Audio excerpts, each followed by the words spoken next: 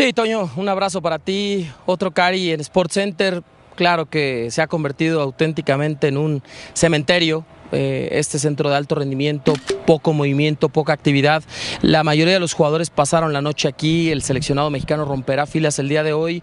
Y decías 2 meses, exactamente 2 meses, Toño. El 6 de mayo inició la concentración y hoy es 6 de julio. Imagínate para esos jugadores, el primer grupo de seleccionados de la Liga MX que arribaron a este CAR, los 12 primeros futbolistas de la selección mexicana, que hoy, a exactamente 60 días de esa concentración, se dan unos abrazos, se despiden y partirán hacia sus vacaciones, y en el caso particular de Santi Jiménez, hacia el proceso de rehabilitación de su tobillo. Mira, Toño, lo último que sabemos es que se trata de un esguince de segundo grado en el tobillo derecho. Se dobla de fea manera el pie de Santi Jiménez en los minutos finales, cuando México estaba volcado al frente tratando de igualar el marcador. Lo bueno en este sentido es que no se ha revelado, de acuerdo a las imágenes, me refiero a las imágenes, los estudios, ¿no? Las radiografías y también la resonancia magnética, una lesión más grave, es decir, una fractura o un esguince de tercer grado, que podría ser todavía mucho más serio. Estas lesiones normalmente tardan en sanar de 4 a 8 semanas según la evolución del jugador, y la mala noticia es que se trata del mismo tobillo operado, el tobillo derecho de Santiago Jiménez, que no le permitió tener una buena temporada con el Milan, ni tampoco llegar en forma a esta Copa del Mundo, y es la misma articulación la que se ha lesionado, Toño. Entonces, esto desde luego afectará a los planes del propio Jiménez de tener unos días de descanso y reportar a tiempo con la pretemporada en el Milan y conocer su futuro de aquí hasta el cierre de mercado el 31 de agosto en Europa. En el caso del Vasco, creo que ayer fue claro, lo escuchábamos hace un instante aquí en SportsCenter, él se despide. Yo tuve la oportunidad de entrevistar al presidente ejecutivo de la Federación Mexicana de Fútbol, Ibar Cisniega, ayer, justo en su ingreso al estadio, y mi última pregunta fue, bueno, ¿qué va a pasar con Javier Aguirre después de esta Copa del Mundo? No después de hoy, yo le decía después del Mundial, cuando México llegue hasta donde tenga que llegar. Y él dijo, mira, no es una pregunta para responder ahora, pero sí me parece, Toño, que el Vasco ayer dijo adiós. Había un plan, no de toda la estructura de la Asamblea de Dueños, para crear una posición como un, digamos, comisionado de selecciones nacionales, un puesto que hoy no existe, que tendría mayor jerarquía que el de director deportivo de la selección mayor, que es el que ocupa en este momento Duilio Davino. Pero todo esto tiene que ser validado en la Asamblea de Dueños en las próximas semanas, Toño. Se tiene que entregar un informe por parte de los federativos, Ibar Cisniega, Duilio Davino, el propio Javier Aguirre, qué es lo que entregan ellos de cuentas, qué es lo que viene para la selección mexicana, si se ratifica el plan de dejar a Rafael Márquez Álvarez como nuevo entrenador de la selección mexicana hacia el ciclo del 2030, Toño, y por supuesto qué va a suceder con el Vasco. Pero creo que ayer en la rueda de prensa Javier ha dicho adiós, y veremos, ¿no?, si alguien lo convence. En su momento Juan Carlos Rodríguez La Bomba, cuando era el comisionado, lo convenció de no renunciar, y bueno, ha hecho un muy buen mundial México, ¿no? Salvo quizá el partido de ayer, que deja esas sensaciones, Toño, de que si México lo hubiera hecho aún mejor, como había venido sucediendo en el Mundial, pudo haber tenido esa oportunidad de dar una gran campanada en la Copa del Mundo y estar en este momento pensando en Noruega, en Miami, el próximo sábado. Bienvenidos a Fútbol Picante, menos de 24 horas desde la eliminación mexicana en la Copa del Mundo ayer a nuestras espaldas. En este escenario donde México en Copas del Mundo nunca había caído, el Tri se enfrentó a Inglaterra y en un duelo trepidante, emocionante, ¿no? Terminó cayendo 3-2 y se acabó entonces la participación mexicana. Hasta aquí el camino del equipo de Javier el Vasco Aguirre en la Copa del Mundo del 2026.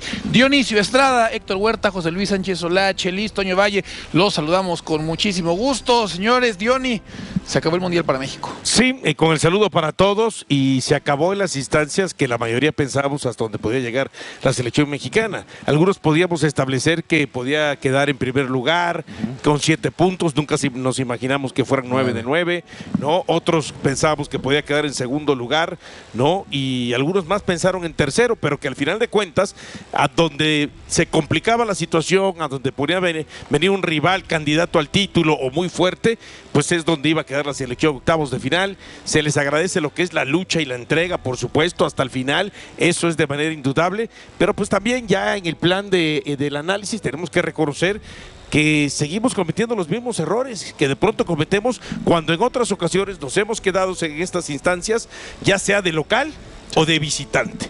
Entonces, deja un buen sabor de boca porque algunos teníamos una expectativa baja quizás de la selección, y cuando consigue los triunfos que consiguió y la manera como con autoridad le gana a Ecuador, entonces al final de cuentas esas expectativas fueron mejores y eso nos deja buenas sensaciones, pero fue un buen mundial. Tampoco podemos decir gran mundial, extraordinario mundial, inolvidable, no, buen mundial y hasta ahí.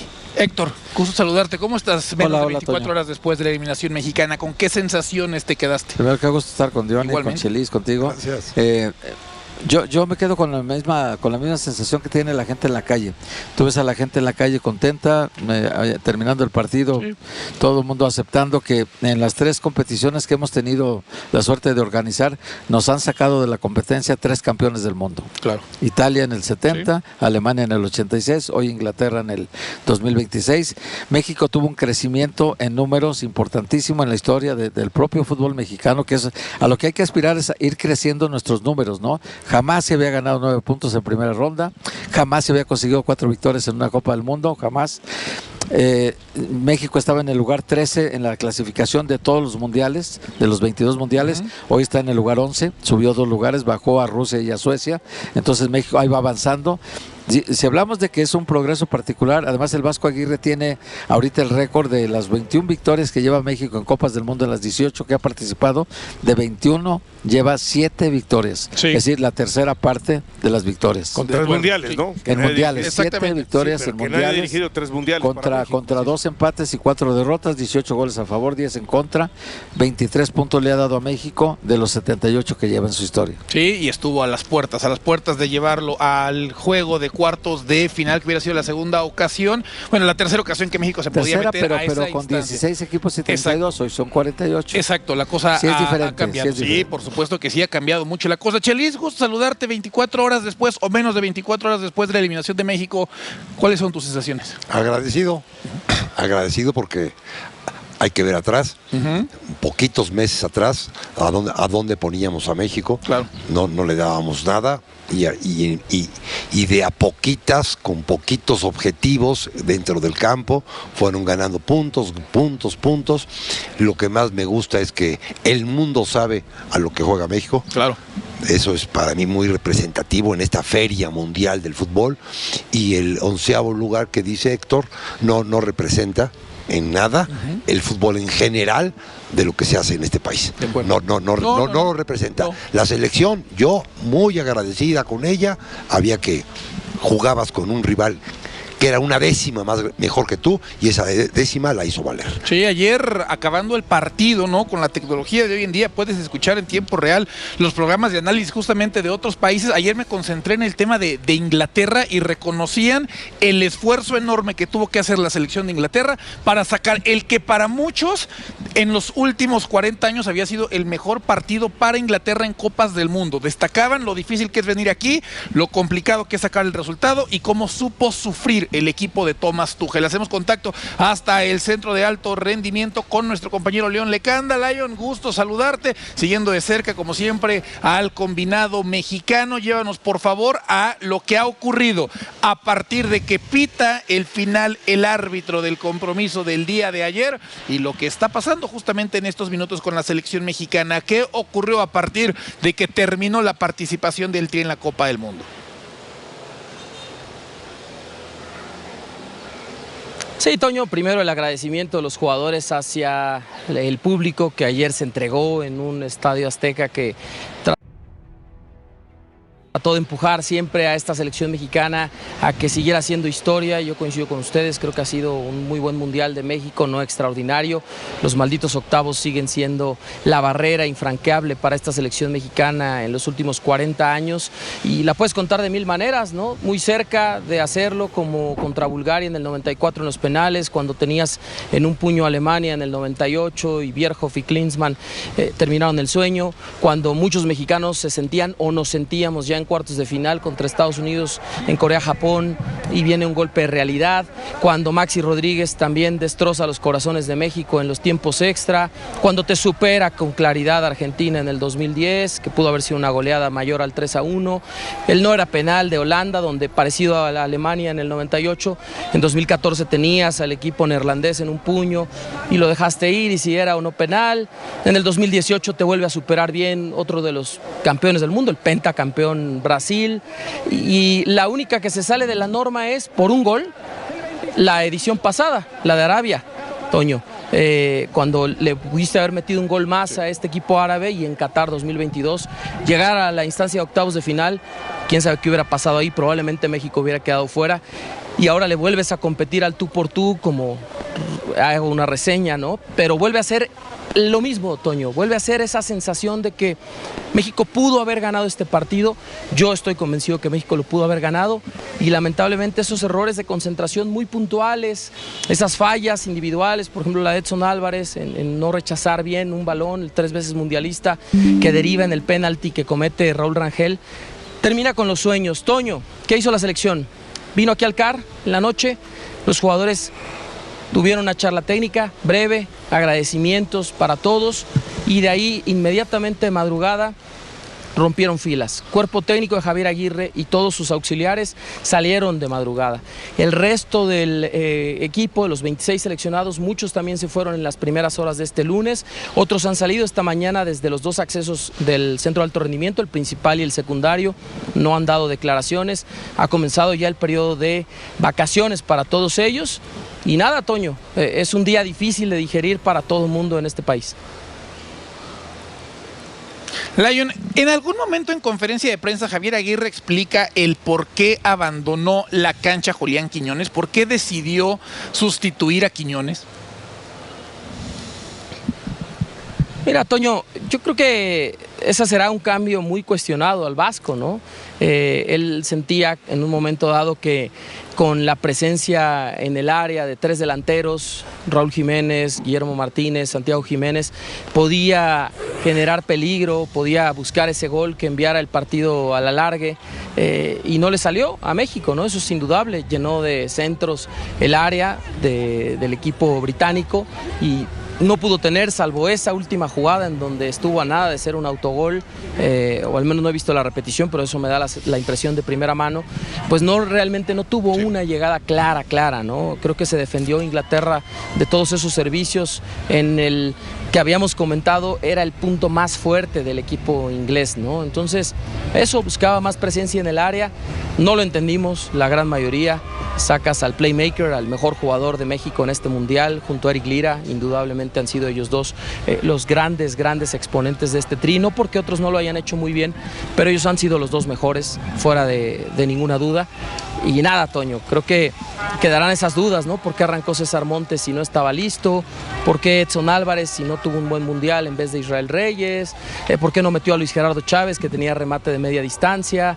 ¿Por qué le perdió la confianza a Armando La Hormiga González? Y podríamos llenar muchos espacios, Toño, de dudas que seguramente quedarán siempre ahí en el aire, o que en unos años, cuando Javier Aguirre o meses se siente a otra entrevista, pueda ir explicando a detalle, ¿no? El saludo, mi querido Lion. Uno pudiera pensar que es inentendible la salida de Quiñones, pero también quienes quedaban en el terreno de juego, pues prácticamente no había alguna otra opción, ¿no? Ni modo que sacar a Lira, tu contención, ya había sacado un defensa, entonces sí había poco donde escoger, quizás más que sacarlo de Quiñones era probablemente el tema de quién podría entrar en lugar del propio Fidalgo, ¿no? Uno pudiera pensar que pudiera ser Luis Chávez, que tiene un disparo de media y larga distancia y que era una de las alternativas con una defensa tan cerrada. Mi pregunta es, ¿hizo ese mea culpa en la conferencia de prensa Javier Aguirre en algún momento, el decir, más allá de que estoy orgulloso, que los jugadores, que la lucha, que la entrega, que es su último mundial, que es inolvidable lo que se vivió, hizo algún mea culpa en algo de que él haya sentido que quedó a deber en el partido, ya sea para cambios, alineación inicial o algún tipo de estrategia? Sí, Diony no dijo exactamente que dé a deber, pero sí dijo que toda la responsabilidad y la culpa era contra suya. Eso sí lo dijo España, Javier Aguirre. porque también habló puntualmente de los 3 errores en los goles. A mí quizá un poco se pierde el amero, no me parece tanto un error el primer tanto de la selección británica. El segundo y el tercero sí me parecen errores muy puntuales, porque el segundo gol de Inglaterra casi de inmediato es un error en la salida y además un fallo por la concentración, ¿no? Que algo que se había trabajado mucho, la parte mental de no caerse, incluso si el equipo inglés tomaba la ventaja, como sucedió con el primer tanto de Bellingham.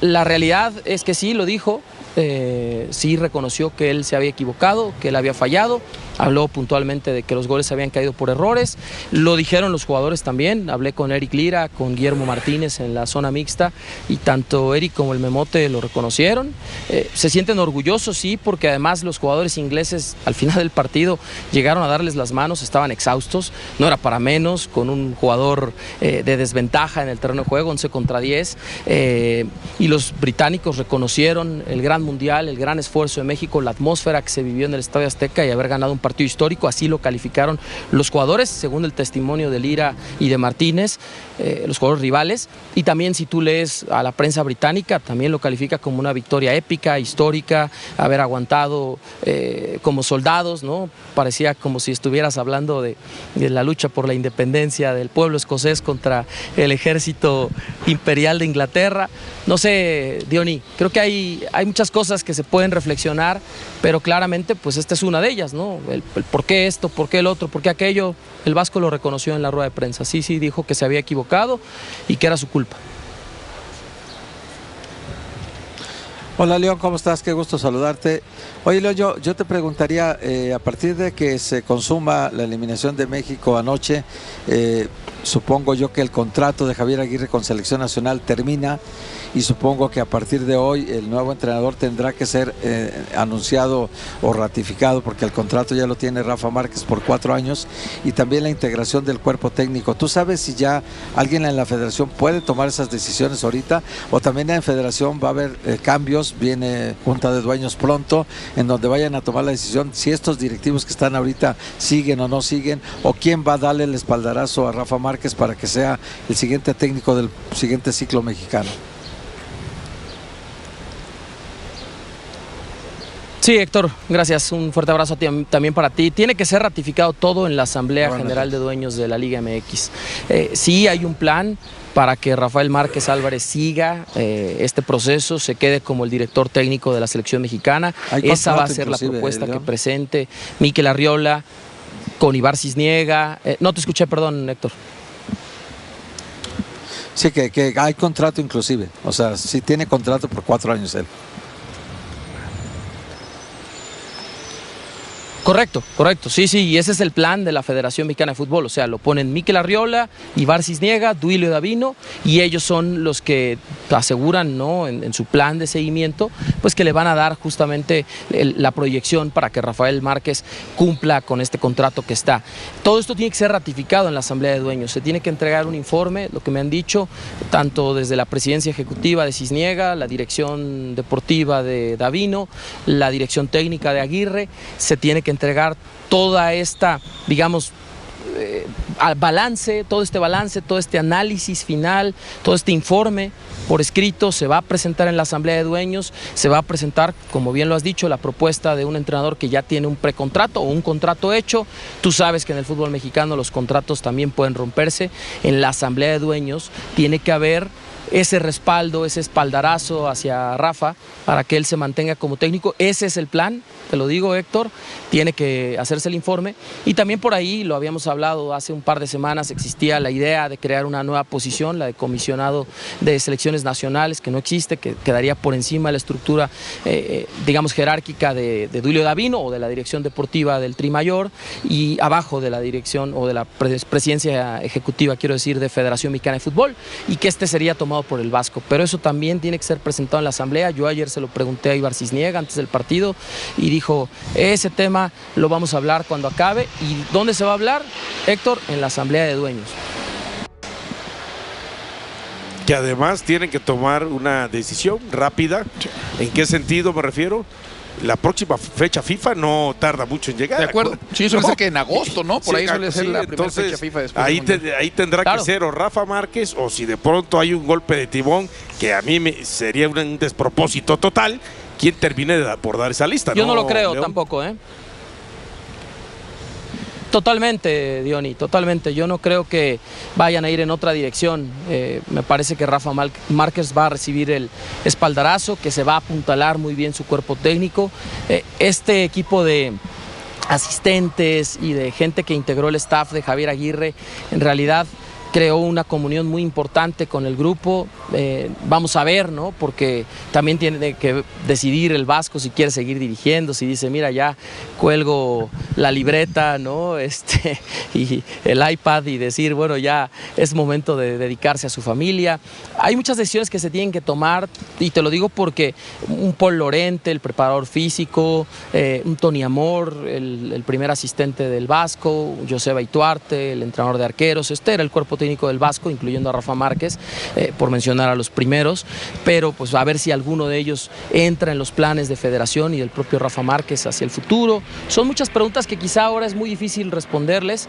Lo que sí les puedo decir con toda certeza es que se va a presentar este plan en la Asamblea General de Dueños, que tiene que ser aprobado por los propietarios de clubes, porque nada sucede en el fútbol mexicano si no recibe eso, y que para no dejarlo atrás antes de que se nos acabe el tiempo, Santiago Jiménez, ¿no? Cambiando de tema, sí, ha sufrido un esguince de segundo grado en el tobillo derecho, y eso trastoca los planes también del propio jugador mexicano con el Milan, porque él tenía planes, como todos, de tomar un periodo vacacional, reportar al inicio de la pretemporada. Tuvimos algunos problemas justamente ahí en la comunicación con Santiago, ¿no? Sí. Esguince de segundo grado. Esguince de segundo grado, exactamente. Se llegó a pensar hasta algo peor, ¿no? Sí, pero a final de cuentas quedó en eso. León, muchísimas gracias. Fuerte abrazo, completísimo. Bienvenidos una vez más a Fútbol de Gigantes MX, el canal donde analizamos con profundidad todo lo que ocurre con la selección mexicana y el fútbol internacional.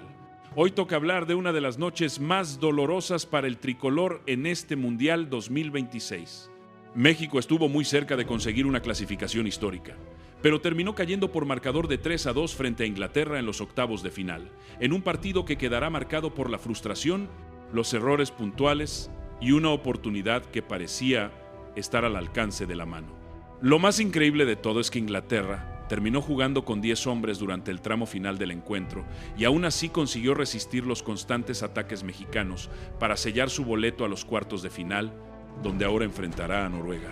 La eliminación duele todavía más porque México mostró momentos de muy buen fútbol, logró poner contra las cuerdas a uno de los favoritos del torneo y contó con el respaldo de miles de aficionados que llenaron el estadio, creyendo que esta vez sí podía romperse la barrera de los octavos de final. Sin embargo, una vez más, pequeños detalles terminaron inclinando la balanza a favor del rival. Desde el silbatazo inicial se vivió un partido de enorme intensidad. Inglaterra salió decidida a imponer condiciones con una presión alta, intentando recuperar rápidamente el balón para evitar que México pudiera construir desde el fondo. Javier Aguirre, consciente del poder ofensivo inglés, apostó por un equipo equilibrado que buscó cerrar espacios y salir con velocidad, aprovechando la movilidad de sus atacantes. Durante los primeros minutos el encuentro fue muy parejo. México no se encerró, intentó disputar la posesión y mostró personalidad para jugar de tú a tú frente a una de las selecciones más poderosas del campeonato.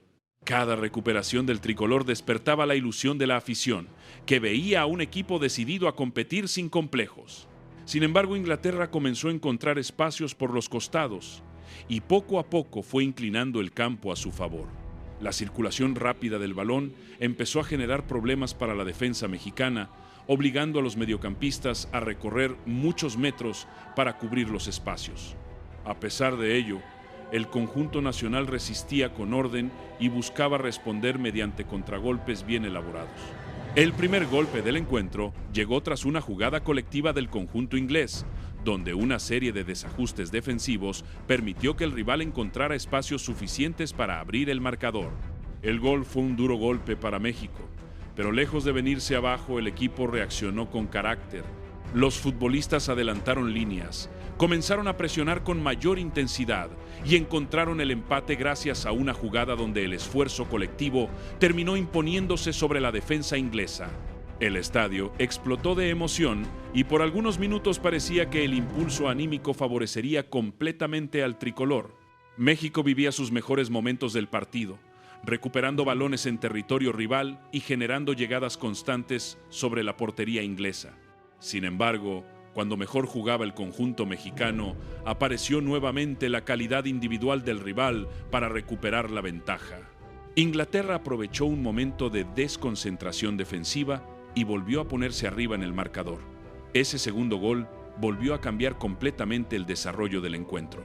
Javier Aguirre reaccionó realizando modificaciones ofensivas con la intención de darle mayor profundidad al ataque mexicano.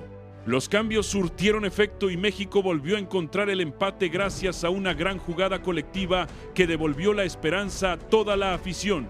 Con el 2-2 el partido entró en una fase completamente abierta, donde cualquiera de las dos selecciones podía conseguir el gol de la victoria. Inglaterra sufría cada vez más para contener los ataques mexicanos y la presión comenzaba a notarse en sus futbolistas. Fue entonces cuando llegó una de las acciones más importantes del encuentro, la expulsión de un jugador inglés, dejando a su selección con 10 hombres durante el tramo decisivo del partido. En ese momento, todo parecía acomodarse para México. Con un hombre más sobre el terreno de juego, el tricolor tenía la obligación de aprovechar la superioridad numérica para buscar el gol del triunfo. La afición empujaba desde las tribunas, los jugadores se lanzaban al ataque y el ambiente era de auténtica final. Sin embargo, fue precisamente ahí donde comenzaron a aparecer los errores que terminarían condenando al equipo mexicano. En lugar de mantener la paciencia y mover el balón de un lado a otro para desgastar a un rival en inferioridad numérica, México cayó en la desesperación. Los centros comenzaron a llegar sin precisión, las decisiones apresuradas facilitaron el trabajo defensivo inglés y el equipo perdió el orden que había mostrado durante gran parte del compromiso. Inglaterra entendió perfectamente el momento del partido. Renunció prácticamente al ataque, retrasó todas sus líneas y defendió con enorme disciplina, esperando aprovechar cualquier error del conjunto mexicano. Y ese error finalmente llegó. En una pérdida de balón en zona comprometida, los ingleses recuperaron la posesión y lanzaron un contragolpe letal que encontró mal posicionada a la defensa mexicana. En cuestión de segundos, la ventaja numérica desapareció en la práctica, porque la transición defensiva del tricolor fue demasiado lenta y el rival no perdonó. El tercer gol cayó como un balde de agua fría sobre el estadio. Quedaban todavía algunos minutos por disputarse, pero el impacto emocional fue enorme. México volvió a adelantar todas sus líneas y se lanzó con más corazón que fútbol en busca del empate. Inglaterra resistió acumulando hombres dentro de su propia área, despejando cada balón dividido y administrando el tiempo con inteligencia. Los centros seguían llegando, pero la defensa europea ganaba prácticamente todos los duelos aéreos. El portero inglés también apareció en los momentos decisivos, realizando intervenciones fundamentales que mantuvieron con vida a su selección. El silbatazo final confirmó la eliminación mexicana y desató la celebración inglesa mientras los futbolistas del tricolor caían al césped completamente desconsolados. La sensación de haber dejado escapar una oportunidad histórica fue inevitable. Porque perder contra una potencia mundial puede ser entendible, pero hacerlo teniendo un hombre más durante los minutos decisivos dejó una enorme frustración entre los aficionados y los analistas deportivos. Comenzaron entonces las preguntas sobre las decisiones tácticas, los cambios realizados por Javier Aguirre y la manera en que el equipo gestionó la superioridad numérica.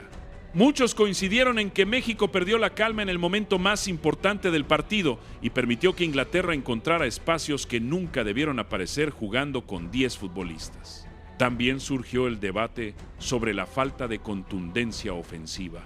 A pesar de generar varias aproximaciones peligrosas, el tricolor no logró convertir las oportunidades suficientes para sentenciar el partido cuando tuvo el dominio. En encuentros de esta magnitud, cada ocasión desperdiciada suele pagarse muy cara y esta vez no fue la excepción.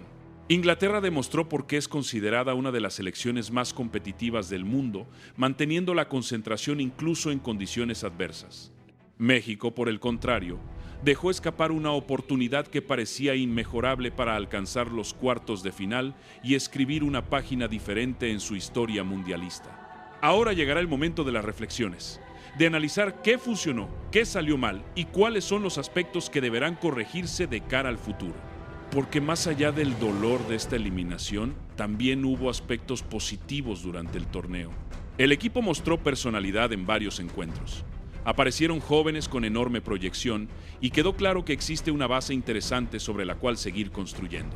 Sin embargo, el fútbol de élite exige competir al máximo nivel durante los 90 minutos y evitar errores en los momentos decisivos. Esa fue precisamente la diferencia entre México e Inglaterra en esta ocasión. Los ingleses aprovecharon las oportunidades que tuvieron. Supieron sufrir cuando el partido lo exigió y defendieron con inteligencia incluso jugando en inferioridad numérica. México luchó hasta el último segundo. Nunca dejó de intentarlo y mostró orgullo, pero volvió a quedarse a las puertas de una clasificación histórica que parecía posible. El sueño terminó en los octavos de final y ahora comienza una nueva etapa de análisis, autocrítica y reconstrucción para una selección mexicana que deberá aprender de esta dolorosa experiencia si realmente quiere competir de igual a igual contra las grandes potencias del fútbol mundial en los próximos años.